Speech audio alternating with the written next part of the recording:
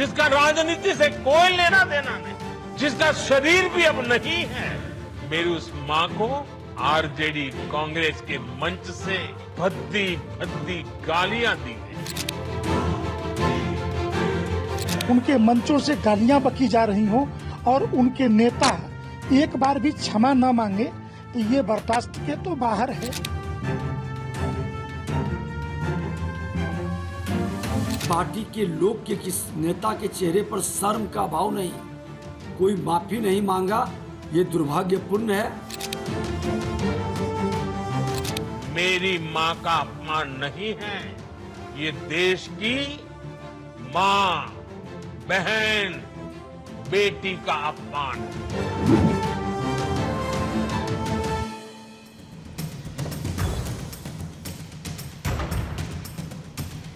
नमस्कार, आप सभी का स्वागत करती हूं भारत 24 पर। मैं हूं आपके साथ पूर्णिमा मिश्रा। शाम के 6 बज चुके हैं और वक्त है दहाड़ का। बिहार चुनाव को लेकर सियासी मैदान गरमाने लगा है। राहुल तेजस्वी के नेतृत्व में निकली हुई वोटर यात्रा के दौरान उनके मंच से प्रधानमंत्री मोदी को लेकर आपत्तिजनक बयान दिया गया। इस बयान को लेकर आज पीएम मोदी ने विपक्ष पर जमकर पलटवार किया।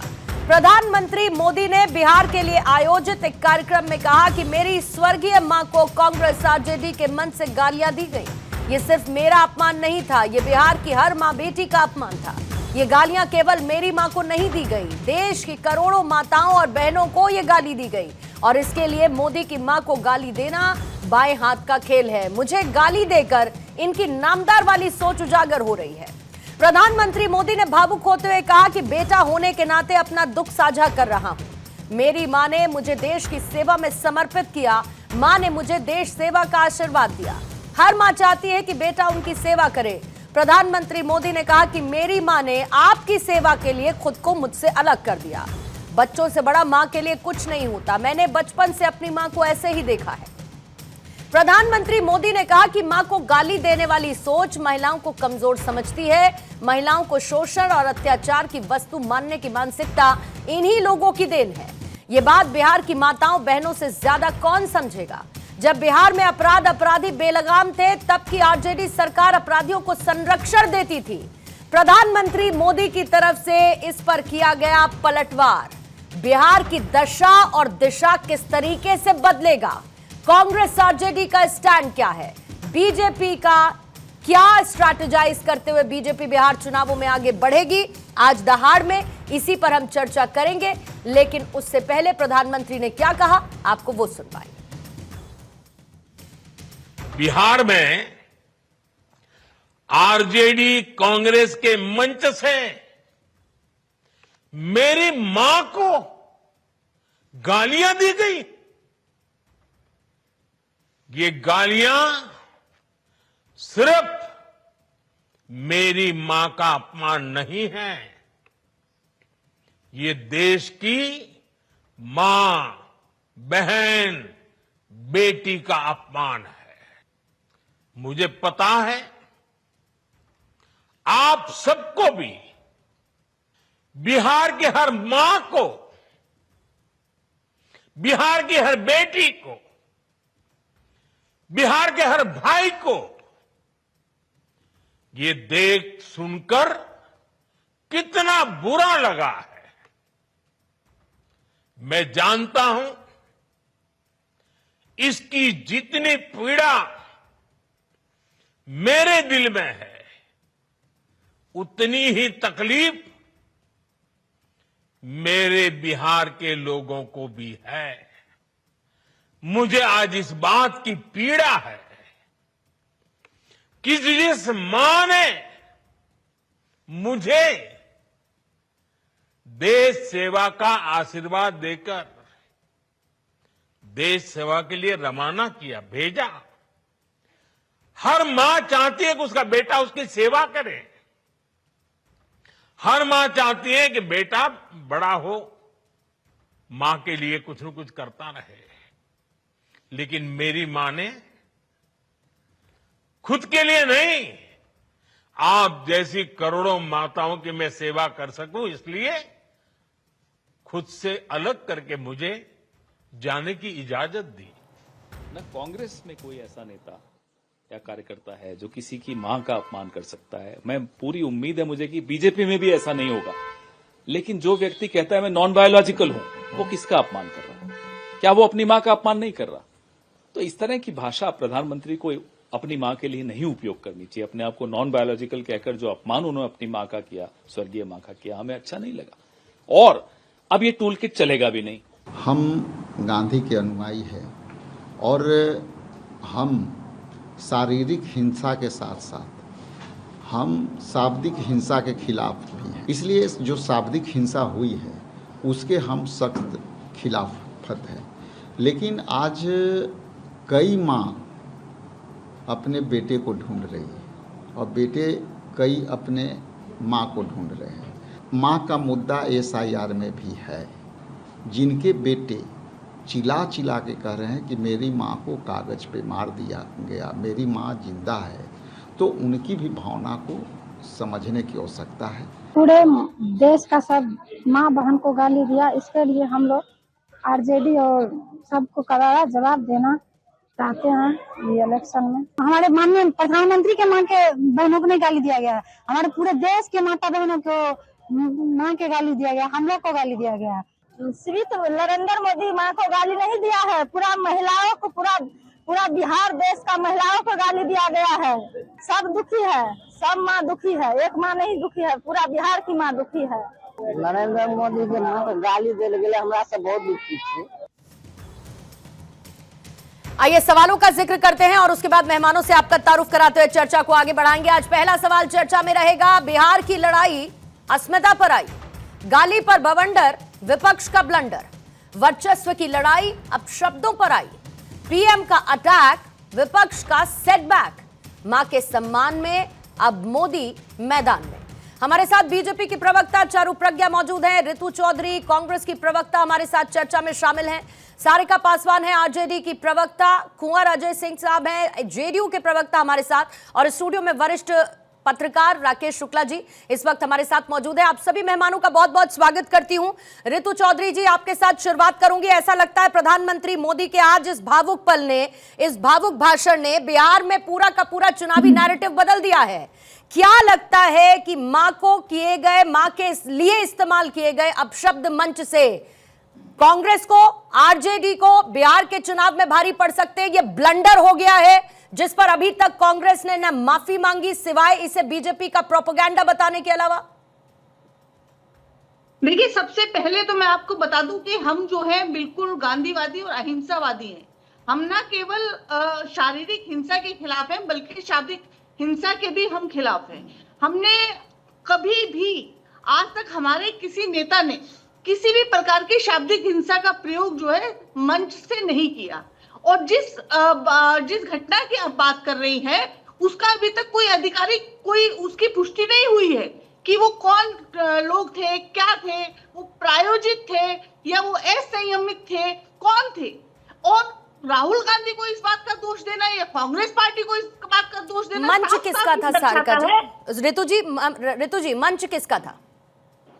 देखिए, बिल्कुल मंच जो है वो हमारा था, तो जिम्मेदारी किसकी थी? वही मैं आपको आप मेरी अगर बात पूरी करने दें जी। तो इस बात के लिए, अगर इस बात को मुद्दा बना करके जो इंसान की पहचान नहीं हुई, वो लोग भाजपा के प्रायोजित लोग थे या वो असंयमित कार्यकर्ता थे, वो कौन थे, उनका कुछ पता नहीं। तो पुलिस ने जिसको गिरफ्तार किया वो कौन है? पुलिस ने जिसकी गिरफ्तारी की है वो कौन है? किस प्रकार के किसी शब्द का इस्तेमाल रितु जी, जिसकी गिरफ्तारी हुई वो कौन है? दूसरी बात ये है कि इस प्रकार के मुद्दे लेकर आना केवल और केवल जो वोट चोरी का मुद्दा है, आज जो प्रचंड रूप से पूरे देश में फैल चुका है, जैसे जंगल की आग फैलती है, वैसे पूरे देश जो है आज मोदी जी से सवाल कर रहा है कि आप पीएम वोट चोरी से बने। अच्छा रितु जी, बकौल कांग्रेस आप कह रही है हमें नहीं पता प्रायोजित था, क्या था क्या नहीं था। ठीक है, चलिए मैं इसी के आधार पर आगे बढ़ जाती हूं। क्या कांग्रेस ये नहीं कह सकती कि मंच RJD और कांग्रेस का था और वहां से जिन अपशब्दों का इस्तेमाल प्रधानमंत्री नरेंद्र मोदी की स्वर्गीय मां के लिए किया गया, हम उसकी कड़ी निंदा करते हैं? यह कहा जा सकता है क्या कांग्रेस की तरफ से यह नहीं होना चाहिए था? क्या यह कांग्रेस कह सकती है? जो हुआ वो गलत हुआ, क्या ये कांग्रेस कह सकती है? देखिए, मैं इस बात का पूर्ण रूप से आपका समर्थन करती हूँ, चाहे कांग्रेस हो और चाहे बीजेपी हो। किसी की मां के बारे में अपशब्द बोलना बेहद निंदनीय है। मैं इस बात के लिए पहले भी आपके चैनल पर बैठकर मोदी जी को इस बात के लिए कह चुकी हूँ कि उन्होंने राहुल जी की माता जी के बारे में जिस प्रकार के अपशब्दों का प्रयोग मंचों से किया, उसके लिए भी उनको जो है माफी मांगनी चाहिए थी, जो कि आज तक उन्होंने नहीं मांगी।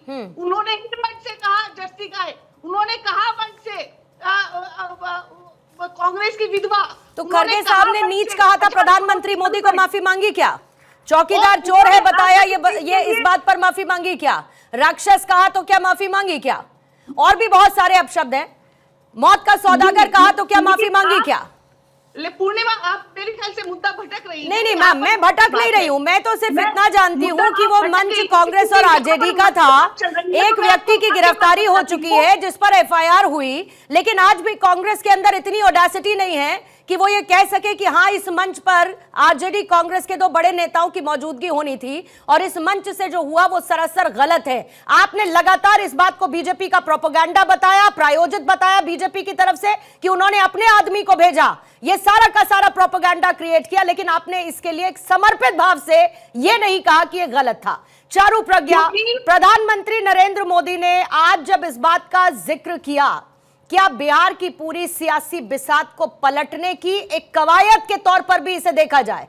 क्योंकि 4 तारीख को पूरा का पूरा महिला मोर्चा सड़क पर नजर आएगा।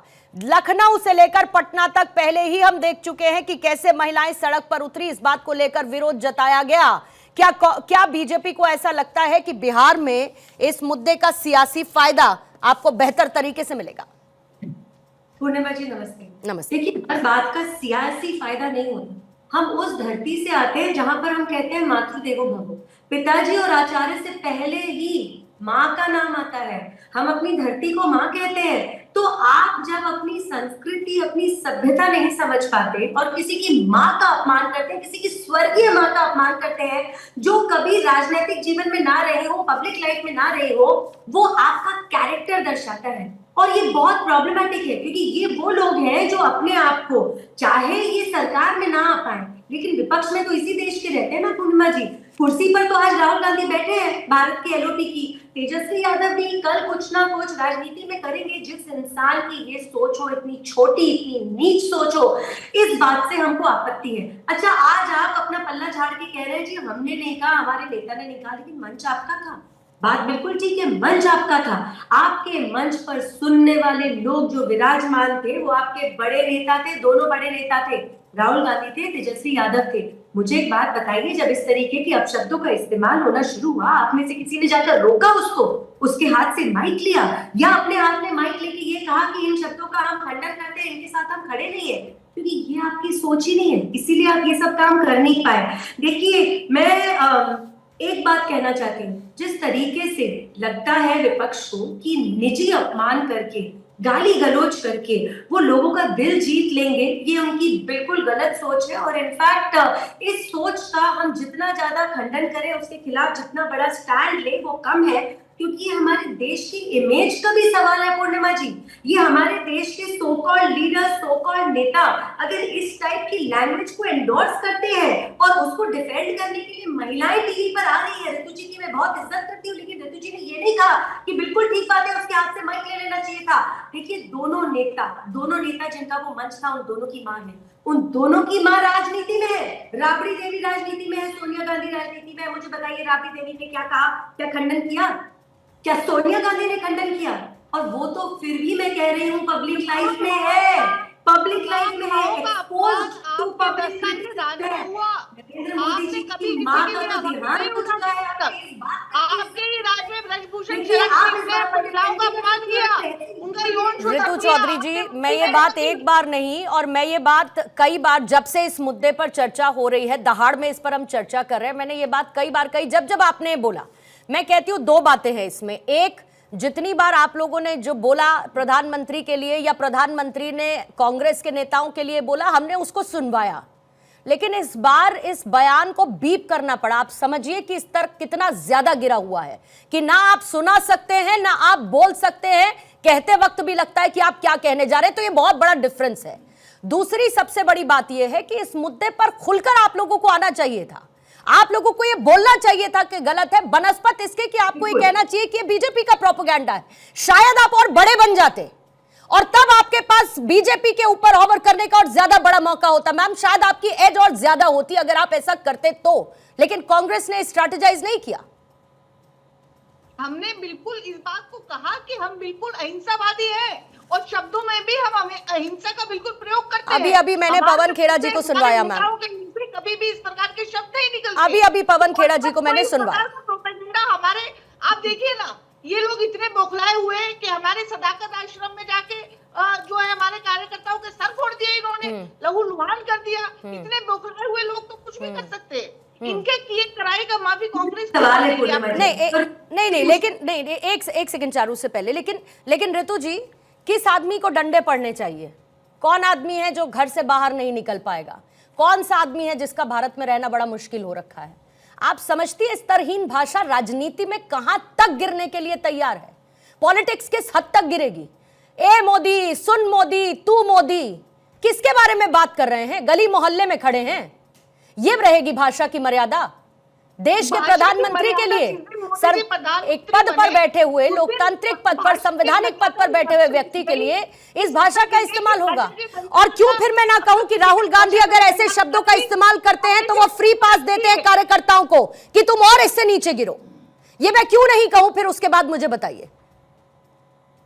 मैं आपको वही कह रही हूँ, आप मेरी बात सुनना नहीं चाहती। मैं आपकी बात पूरी सुन रही हूँ मैम। भाषा की मर्यादा जो है वो तभी गिर गई थी जब 2014 में मोदी जी प्रधानमंत्री बने। ठीक है, और मंचों से उन्होंने भाषा की मर्यादा वो तार कि वो हर तरफ रह गया कि इस हद तक भी कोई प्रधानमंत्री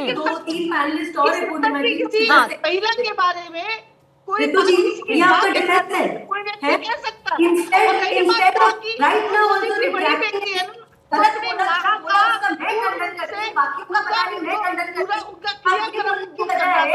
वो भी नहीं करे, उसके 1 घंटे तक भी अपनी माँ के पास नहीं रुके और फौरन ठीक है, जाकर जो है जवाब ले लीजिए। चारू जल्दी से जवाब देंगे प्लीज। देखिए, ये वो पार्टी है जिसकी सोच है नारे लगवाने की, मोदी तेरी कबर खुदेगी। ये वो पार्टी है जिनको लगता है गाली देकर इनको कहीं से ब्राउनी पॉइंट्स मिल रहे हैं। ये वो पार्टी है कि इस समय भी ऋतु जी में ये बोलने की हिम्मत नहीं है। उन शब्दों का इस्तेमाल गलत तरीके से हुआ था और उनकी तरफ से मैं माफी मांगती हूँ। मैं फिर से पूछती हूँ आपसे ऋतु जी, सोनिया गांधी ने खंडन किया, राबड़ी देवी ने खंडन किया, दोनों का मुझे बता दीजिए, दोनों में से किसने खंडन किया और नहीं किया? नहीं किया तो क्या आपको शर्म नहीं आई ना कि उन्होंने कहा कांग्रेस हमारी माँ है, हमारी माँ है, हमारी माँ संसार कुर्बान। अरे ये तो भारत माँ की अपमान करते हैं। जो लोग भारत तेरे टुकड़े होने के नारे लगाते हैं, जाके उनकी पीठ थपथपाते हैं। ये उनकी सोच है। ठीक है, मैं जरा सारिका पासवान जी के पास जाना चाहूंगी। ठीक है ऋतु जी जरा रोकूंगी आपको। सारिका पासवान, आपके पास आते हुए बहुत बढ़िया चल रहा था। 16 दिन तक बिहार के कोने कोने में आप लोग बीजेपी के खिलाफ माहौल तैयार कर रहे थे और कांग्रेस को अभी मैं फिलहाल आपसे एक बार जरा अलग करना चाहूंगी, क्योंकि आप तो क्षेत्रीय पार्टी है ना वहां की। आपको पता है महिलाओं की भागीदारी पिछले तमाम इलेक्शंस में वोट परसेंटेज से लेके जीत हराने से लेके कितनी ज्यादा बढ़ी रही है, ये बताने की मुझे जरूरत नहीं है। अच्छा खासा आप लोग जातिगत समीकरण को साध रहे थे, रोजगार, पलायन, वोट चोरी जैसे मुद्दों को आप कर रहे थे। आपको नहीं लगता कि इस एक मंच से प्रधानमंत्री मोदी की स्वर्गीय मां के लिए निकली हुई गालियां आपको बैकफायर कर जाएंगी और चुनावों में इसका नुकसान संभावित है कि आपकी पार्टी को भी उठाना पड़े? पूर्णिमा जी, बहुत अच्छा चल रहा था और अभी भी बहुत अच्छा चल रहा है। और बिहार की जनता बड़ी सयानी है, वो नौटंकी और हकीकत में फर्क करना जानती है। और देखिए, अभी भाजपा की प्रवक्ता बहन हमारी कह रही थी, उन आधा अधूरे ज्ञान के साथ आ जाती है। उनको तो ये भी नहीं पता है कि उस मंच पे ना राहुल गांधी थे ना तेजस्वी यादव थे, और फिर भी अपना लगातार वो बोली जा रही थी। आज मोदी जी आए हैं बिहार में, आज उन्होंने पिंडदान किया, और ये मोदी जी वही मोदी जी हैं जो हमेशा से ही सनातन पे बात करते हैं, लेकिन इनको ये तक नहीं पता है, पता होगा जरूर इनको कि अगर कांग्रेस का मंच है तो राहुल गांधी का मंच नहीं था क्या? उसमें राहुल गांधी आने वाले नहीं थे क्या? वो तो का मंच नहीं था। अपने नहीं नाम करेगा कि ठीक है। मेरा नाम और लेकर तभी आप जाकर के चारू पहले पहले जाके सुनने दीजिए आप उनको। चारू एक सेकंड उनको प्लीज। अपने को बोलिए। ठीक है, चारू वो सब जी, जानते हैं कि वो मंच चारू जी, किसके आपको लिए ज्ञान सजा नहीं हुआ था, था, कौन आपको वहां ज्ञान से नहीं होकर था। गया आपको था, तो पता फिर है, उसके बाद आपको क्या ज्ञान हुआ। नहीं था, आपको ये भी नहीं पता था कि उस मंच पे कौन था नहीं था। सारिका जी, सबको पता है उस मंच पर कौन था या नहीं था। ये भी पता है कि उस मंच पर ब्रांडिंग 2 लोगों के लिए हुई थी, जिसमें आपके भी नेता थे। उस वक्त मौजूद थे या नहीं थे वो अलग बात है, लेकिन उस मंच पर ब्रांडिंग उन लोगों के लिए थी जो वहां से होकर गए। चारू जी, एक मैं आपको छोटी सी वीडियो क्लिप सुनाना चाहती हूँ।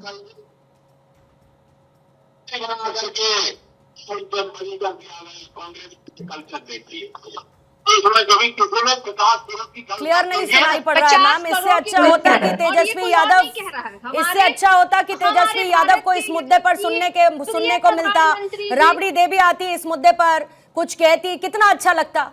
नहीं अरे पूर्णिमा जी, सुन लीजिए ना आप, जवाब मेरे को मैम, आप ही से सुन रही हूँ, आप ही क्लिप भी सुना रही थी, सुन ही रही हूँ मैं, बोलिए। ये मोदी जी की वीडियो थी जो एक महिला का रेट लगा रहे थे, 50 करोड़ का रेट लगा रहे थे। ये महिलाओं के सम्मान में मोदी जी की ये भाषा थी। अब आइए मंच की बात। आप कह रहे थे मंच किसका था, झंडे किसके थे, तो ये देश किसका है, मोदी जी का है। इस देश के प्रधानमंत्री कौन है, मोदी जी हैं। भाजपा शासित राज्यों में मणिपुर में माताओं और बहनों को नंगा घुमाया गया, उसके लिए जिम्मेदार कौन, माफी कौन मांगेगा। बिहार में 20 सालों से मोदी जी की सरकार है, नीतीश जी की सरकार है। मुजफ्फरपुर बालिका गृह कांड हुआ और हर दिन बच्चियों का बलात्कार हो रहा है, इसकी जिम्मेदारी कौन लेगा, कौन मांगेगा माफी। उन माताओं के लिए कौन आंसू बहाएगा जो माताएं हर दिन। तो अगर इन सबकी जिम्मेदारी प्रधानमंत्री नरेंद्र मोदी की है, तो क्या उस मंच की जिम्मेदारी तेजस्वी यादव की नहीं थी? क्या इस देश की जिम्मेदारी प्रधानमंत्री क्या उस मंच की जिम्मेदारी तेजस्वी यादव की नहीं थी? और बहुत सयाना बताया ना आपने बिहार की जनता को, तो उसी सयाने जनता को आप उसको लेकर ये भी जानती हैं कि मिथिलांचल की धरती पर महिलाओं के सम्मान की क्या जगह है, वहां की महिलाओं में इसको लेकर कितनी नाराजगी हो सकती है। अगर आपको अपने चुनावी नुकसान से दिक्कत नहीं है सारिका जी, तो बीटिंग अराउंड द बुश करती रहिए, बीटिंग अराउंड द बुश करते रहिए, कोई दिक्कत नहीं है। बहा रहे हैं, बिहार की जनता उनकी इस नौटंकी को बहुत अच्छे से समझती है ठीक है पूर्णिमा जी, इसलिए अच्छा है, ठीक है, होना चाहिए। और आज जिस तरीके से प्रधानमंत्री जी जो भाषण दिया है, वो दिखा रहा है कि वो अपने भाषा में दंगा भड़काने की कोशिश कर रहे हैं। वो लोगों को कह रहे हैं कि आप आरजेडी वाले लोगों को देखिए, ठीक है। कुंवर अजय सिंह आपको लाते हैं, फिर उसके बाद राकेश साहब, माफी चाहूंगी थोड़ा देर के लिए, लेकिन आती हूँ आपके पास। ठीक है कुंवर अजय जी, आपको लगता है अभी भी जिस तरीके के एक्सक्यूजेस दिए जा रहे हैं, बीटिंग अराउंड द बुश वाली स्थिति है सर, आरजेडी और कांग्रेस ने कहीं ना कहीं इस बार सीमा लांघ दी है, और ऐसा लगता है कि गाली एक बहुत बड़ा मुद्दा इस बार बिहार सेंट्रिक होने वाला है। बहुत खुशी होती कि अगर पलायन, शिक्षा, बेरोजगारी जैसे मुद्दों पर पॉलिटिकल पार्टीज खेलती, आपके ऊपर भी सवाल उठते कि भाई आपकी सरकार है, अगर इस पर काम नहीं हुआ तो क्यों नहीं हुआ। लेकिन सारा का सारा मुद्दा बदल चुका है, और क्या जनता के बीच में भी ये इशू रेलेवेंट है? पूर्णिमा जी, आपके चैनल के माध्यम से मैं बहुत ही जिम्मेदारी के साथ ये कहना चाहूंगा कि हम जैसा अन्न खाते हैं और जैसी संगत में रहते हैं, हमारी बुद्धि भी वैसे ही हो जाती है। अगर पशुओं के चारा अगर हम खाएंगे तो पशुवत व्यवहार ही हम कर पाएंगे, बाकी कोई दूसरा व्यवहार नहीं हो पाएगा। और ये जंगल राज्य का याद दिलाना, प्रधानमंत्री के माता जी को गाली देना, ये पुनः इंडिकेट कर रहे हैं। अच्छा होता कि राहुल जी और तेजस्वी जी इस गालीबाजों का खंडन करते, बिहार प्रदेश की मां बहनों से माफी मांगते। ये अच्छा होता, बिहार की मां बहनों से माफी मांगते और इसका खंडन करते। लेकिन इन्होंने खंडन नहीं किया, इन्होंने जंगल राज की तरफ इशारा किया। तो ये नहीं जानते कि वो माँ सीता की धरती है, जहाँ बुद्ध को ज्ञान मिला था। वहाँ राहुल और तेजस्वी जैसे लोगों को बिहार की जनता बर्दाश्त नहीं करेगी। जो है सीधे इन गाली सुन लीजिए, सुनने की क्षमता रखिए। जहाँ महिलाओं की पूजा होती है उस बिहार में, सारिका जी, ऋतु जी, उनकी बात सुन लीजिए पहले। महिला विरोधी लोग महिलाओं के खिलाफ बोल करके महिला सशक्तिकरण बिहार में जो हो रहा है, माननीय नीतीश जी ने जो महिलाओं का विकास किया है, जो 50% आरक्षण दिया है, हर क्षेत्र में चौमुखी विकास किया है, उसको देख करके ये लोग बौखलाए हुए हैं, हताश हैं, निराश हैं। ये देख करके माँ बहनों के गाली देने पे उतर आए हैं, जबकि इनको मालूम नहीं कि अगर प्रधानमंत्री की माँ है तो प्रधानमंत्री की माँ, जब 84 में राहुल जी ने कहा, राजीव जी ने कहा था वो मेरी माँ नहीं बल्कि पूरे देश की माँ थी। तो मोदी जी की माँ को हम मानते हैं कि वो राहुल जी की भी माँ है, तेजस्वी की भी माँ है। अगर उस मंच से गाली दिया गया तो इनके माँ को भी गाली दिया गया। लेकिन अच्छा होता कि माननीय तेजस्वी जी और माननीय राहुल जी इसका खंडन करते और बिहार प्रदेश की माँ बहनों से माफी मांगते। ठीक है। बिहार प्रदेश की जनता, वहां की माँ बहनें इन्हें माफ करने वाली नहीं है और बिहार से इन्हें निकाल फेंकने की ताकत रखती हैं। ठीक है सर, ठीक है। बहुत ही बदतर हो गया, बद से बदतर हो गया इनका बयान। ठीक है, बाकी के काउंटर्स लेने से पहले राकेश शुक्ला जी आपके पास आ रही हूँ। आपको लगता है बिहार चुनाव का ये एक टर्निंग पॉइंट है? बिहार की सियासत में सेंटर में गाली आ चुकी है, बाकी जो मुद्दे थे वो कहीं ना कहीं खत्म होते हुए से दिख रहा है, क्योंकि उसकी तो अब बात ही नहीं हो रही और लग भी नहीं रहा कि उसके बारे में बात होगी। पूर्णिमा जी, लंबे समय से जो चुनाव में देखता आ रहा हूँ, तो मुझे अब लग रहा है कि राजनीति जो है ना, नैतिक पतन के चरम की तरफ बढ़ रही है। क्योंकि अब कोई इशू नहीं बचा। इशू क्या आ गया है? इशू अब घर के अंदर से उठाया जा रहा है। भारतीय समाज माता और मातृभूमि दोनों को स्वर्ग से ऊपर मान के चलती है। माता से शीर्ष आज तक किसी को मान नहीं मिला भारतीय समाज के अंदर।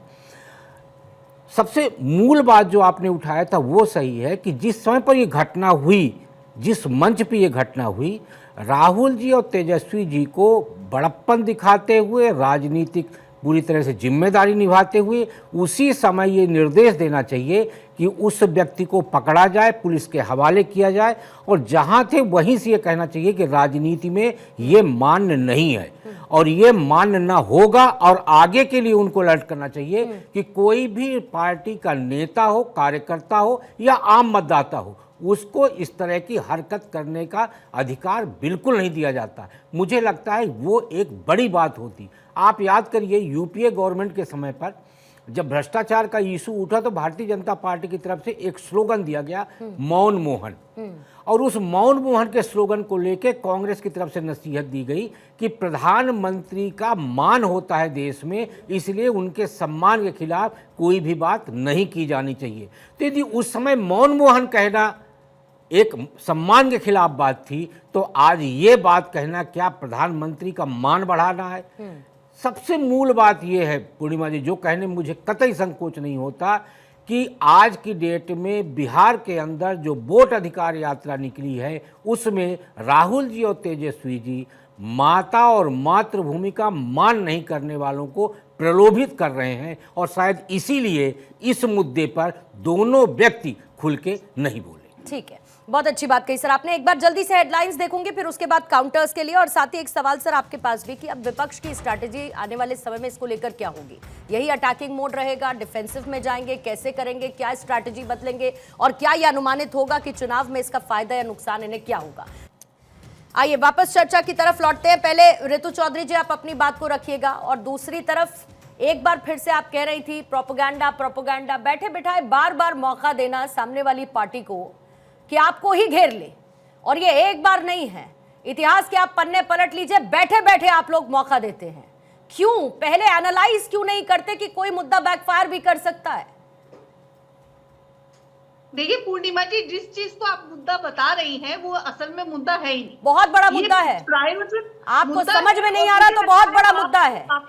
आप जो है इस समय जो टीवी पर बैठकर किसी की माँ को गालियां देना बहुत बड़ा मुद्दा है ऋतु चौधरी जी, और आप महिला हैं, मैं महिला हूँ। चारू यहाँ पर बैठी है, महिला है, सारिका जी यहाँ पर बैठी है, महिला है, तो हम ये समझ सकते हैं कि अगर इस तरीके के शब्दों का इस्तेमाल हमारे लिए किया जाए तो ये कितना बड़ा मुद्दा है। पूर्णिमा जी, मैं बहुत अच्छे से समझती हूँ इस चीज को। कांग्रेस की सोच है ना, इनको मुद्दा ही नहीं लग रहा पूर्णिमा जी। 10 साल से मतलब तो यही है जो है लगातार बीजेपी की तरफ से गालियां दी जा रही है, बोल रही है। जिसको लग ही नहीं रहा ये कोई मुद्दा है, उसे तो भारत के बारे में कुछ समझ ही नहीं आता। आपको तो ये पता ही नहीं है हमारी संस्कृति क्या है, आपको तो पता ही नहीं है कि आदर करना कितना महत्वपूर्ण है और माँ का आदर सर्वोपरि है। भगवान का नाम भी बाद में आता है, पहले माँ का नाम आता है। मैं आपको बोलने नहीं दूंगी। ठीक है, अब ठीक है, एक एक करके ऋतु जी पहले अपनी बात पूरी करें। ऋतु जी पहले अपनी बात पूरी करें। पूर्णिमा जी, 10 साल से जो मुद्दा आज आप लेकर बैठी हैं, उस मुद्दे पर हम लगातार बात कर रहे हैं कि क्यों मंचों से महिलाओं का अपमान जो है भाजपा के मंचों से किया अरे तो आपने कौन सा अच्छा कर दिया? पूर्णिमा जी, जब चारू बोलती है तो आप ऋतु जी मैं दोनों में टोकूंगी। आपने क्या अच्छा कर दिया मुझे ये बताइए, आपने कौन सी लकीर लंबी कर दी है बताइए। नामदार का जिक्र प्रधानमंत्री को क्यों करना पड़ा? चांदी का चम्मच लेकर पैदा हुए इस बात का जिक्र क्यों करना पड़ा? मैं अपनी बात पूरी कर लेती हूँ, फिर उसके बाद आप अपनी बात रखिएगा। ठीक है, बोलिए। मैं ये कह रही हूँ कि हम 10 साल से इस मुद्दे पर लगातार लड़ रहे हैं कि क्यों भाजपा के मंचों से महिलाओं को लगातार गालियां दी जाती है, और वो भी वो महिलाएं जो आज की भारत की राजनीति में बड़ा कद रखती है और जिनको भारत की जनता बहुत सम्मान की दृष्टि से देखती है। दूसरी बात, न केवल उन महिलाओं को बल्कि जो हमारी प्रवक्ता है, जो हमारी कार्यकर्ता है, तमाम विपक्षी पार्टियों की, उनको भाजपा ट्रोल की तरफ से आप देखिए सोशल मीडिया पर तमाम तरह की गंदी गालियां, रेप की धमकी, उनके अंगों के बारे में इस तरह की भाषा का प्रयोग किया जाता है। मैं स्वयं इस चीज की मेरी एक भी पोस्ट उठाकर देख लीजिए, हर पोस्ट के नीचे मुझे रेप की धमकी मिलती है। मेरे संबंध तमाम प्रवक्ताओं की बात पर आएंगी, मेरे शारीरिक अंगों के बारे में फिर आप ऋतु जी फिर आप प्रवक्ताओं की अगर बात पर आएंगी, ऋतु जी फिर आप प्रवक्ताओं की बात पर आएंगी और कांग्रेस की महिला प्रवक्ताओं की बात पर आएंगी, तो फिर मुझे आपको न्याय यात्रा याद दिलानी पड़ेगी। फिर मुझे आपको न्याय यात्रा याद दिलानी पड़ेगी, न्याय यात्रा याद दिलानी पड़ेगी। फिर मुझे क्या इस चीज पर आप बात नहीं करना चाहेंगे कि क्या हुआ था, फिर मुझे उसकी याद दिलानी पड़ेगी आपको। बिल्कुल दिलाइए। आप प्रोपेगेंडा चला रही हैं, इसे प्रोपेगेंडा कहते हैं। एक होता है मैडम परसेप्शन और नैरेटिव, और एक होता है हकीकत। अगर आपको सिर्फ नैरेटिव और प्रोपेगेंडा ही चलाना है और हकीकत पर आंखें बंद कर देनी है तो ठीक है, आप दूसरे पर करते रहिए दोषारोपण, क्या दिक्कत है? सच है, अपने गिरबा में भी झांक के देख लेना चाहिए कभी कभी। आप बताइए ना, वोट चोरी करके कौन प्रधानमंत्री तो वोट चोरी पर रहते ना, माँ की गाली पर क्यों आए आप लोग? अरे मुद्दे तो आप बना रहे हैं। और बहुत अच्छा, गाली किस मन से आई? मीडिया चर्चा ना करे, आप लोग गाली देकर निकल जाएं और मीडिया चर्चा ना करे, क्योंकि मोदी जी भाई हमारे पास हाई कमान से चिट्ठी नहीं आती है मैडम, तो इसीलिए मुद्दे अगर आप देंगे तो मुद्दों पर चर्चा होगी, डिबेट भी होगी, सवाल भी पूछे जाएंगे। और हारे हुए हैं इसलिए वो इस तरह की बात करते। अगर वो व्यक्ति इतने सशक्त होते और प्रधानमंत्री और अपने सच्चे होते तो वो वोट चोरी पर बात करते, वो इस मुद्दे पर बात नहीं करते, क्योंकि ये मुद्दा ही नहीं है। क्योंकि आधिकारिक तौर पर अरे मुद्दा दिया क्यों आपने? मुद्दा तो है, पर मुद्दा दिया क्यों? घूम फिर के 6 बजे से मैं यही चर्चा कर रही हूँ कि मुद्दा दिया क्यों? बढ़िया तो चल रहा था, बिहार चुनाव में माहौल तो बना रहे थे, लगातार यात्राएं तो कर रहे थे, जिले कवर कर रहे थे, बढ़िया चल रहा था मैडम, यही बता रही हूँ मैं आपको। तमाम भाजपा के कार्यकर्ता बेनकाब हुए कहीं। अरे थोड़ा कांग्रेस कार्यकर्ताओं के बारे में भी बात कर लीजिए, आपके नेता नौशाद के बारे में भी बात कर लीजिए जो आयोजन करता था, बात रिजवी के बारे में भी कर लीजिए जो उस मंच पर था, जिसने इस भद्दी गालियों का इस्तेमाल किया, जरा उनके बारे में भी बात कर लीजिए। फिर ठीक है, चारू जवाब देंगे, फिर उसके बाद बाकी मेहमानों के पास आती हूँ। चारू देखिए, मुझे ये सुनकर ही दुख हो रहा है कि ऋतु जी के हिसाब से कोई मुद्दा ही नहीं है। माँ का सम्मान करना इनके लिए मुद्दा नहीं है। किसी की स्वर्गीय माँ जो कभी भी राजनीति में ना रही हो, पब्लिक लाइफ में ना रही हो, उनको गाली देना इनके लिए मुद्दा ही नहीं है। इनके लिए मुद्दा नहीं है, बिल्कुल ठीक कह रही है, क्योंकि इन्होंने शायद कभी किसी नहीं चारू, पर फिर मुद्दा तो तब भी था ना चारू, मुद्दा तो तब भी था ना चारू, मुद्दा तो तब भी था ना जब सोनिया गांधी के लिए अब शब्दों का इस्तेमाल किया गया, मुद्दा तो तब भी था। बिल्कुल पूर्णिमा तो जी, मतलब मेरी कौन कितना बुरा बोल सकता है, कौन कितना नीचे जा सकता है, इसी का कंपटीशन चलता रहेगा पक्ष और विपक्ष के बीच। पूर्णिमा जी, अब क्योंकि ऋतु जी के बीच में मैं बोली नहीं, मैं एक बात बोलना चाहती हूँ। जब महिला सम्मान की बात आती है, खासकर जब हमारी माँ के सम्मान की बात आती है, क्या आप इसको राजनीतिक तौर पे रंगों में, आइडियोलॉजीज में बांटना चाहते हैं? मेरे में हिम्मत है ये बोलने की कि अगर किसी भाजपा नेता ने किसी महिला का अपमान किया तो गलत किया, उसकी तरफ से मैं माफी मांगती हूँ, नहीं होना चाहिए। क्या ऋतु जी में ये बात बोलने की हिम्मत है? क्यों नहीं बोल पाई? एक बार भी खंडन क्यों नहीं कर पाई? मैं पूछती हूँ कि चलो जिसने भी गाली दी हो, लेकिन मंच में पीछे पोस्टर किसके सजे थे? पोस्टर तो तेजस्वी यादव के सजे थे, राहुल गांधी के सजे थे। क्या उन दोनों ने माफी मांगी? दोनों की माताएं राजनीतिक जीवन में है, क्या उन दोनों की माताओं ने एक स्टेटमेंट दिया, एक शब्द भी बोला उसके खिलाफ? ये समस्या है। अगर आज ऋतु जी ये कहती है कि महिलाओं में हमेशा आक्रमण होता जाता है, मोदी जी भी आपके मोदी जी से महिलाओं को गाली भी दे रहे हैं, आपने कितना कुछ बोला?